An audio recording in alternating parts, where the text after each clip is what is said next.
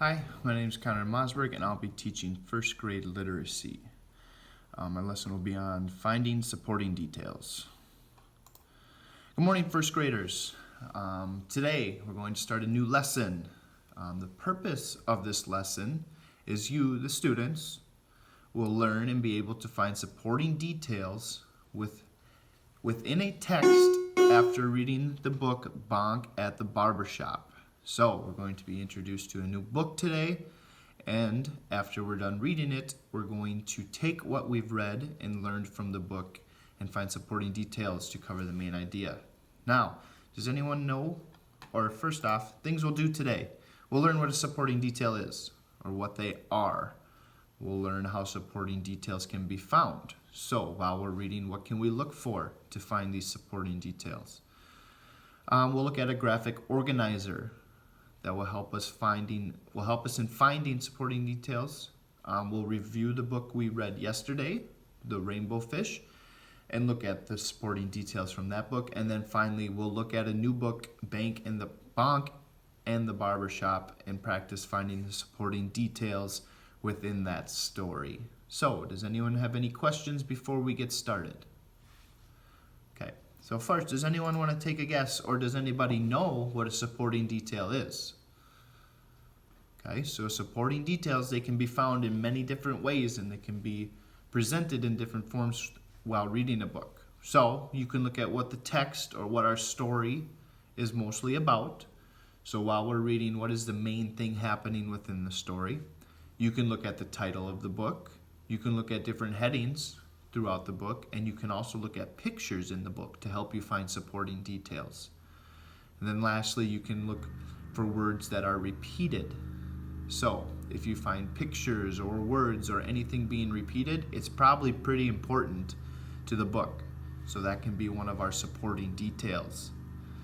Now, if we look back to the book yesterday, The Rainbow Fish, does anyone remember what the main lesson was that the fish learned? Good, it was that he learned that he needed to share his scales, right?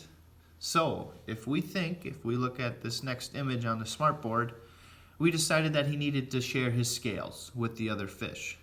Now, there's some supporting details throughout the story to help us learn that he needed to do that. We flip back here. Who did he visit throughout the story? He visited a few people, right, that helped him lead him in the right direction and gave him some advice. And then what was that advice? Good, that he had to share his scales in order to be happy and make other people happy. That was the results of that.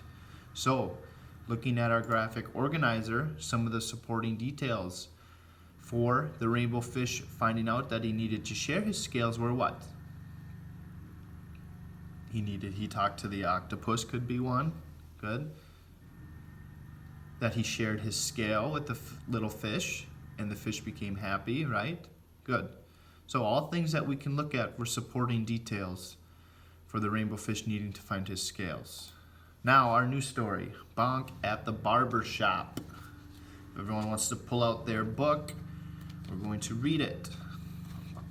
So, Bonk is growing. His slippers are too small. His bed is too short. Even his fur is growing.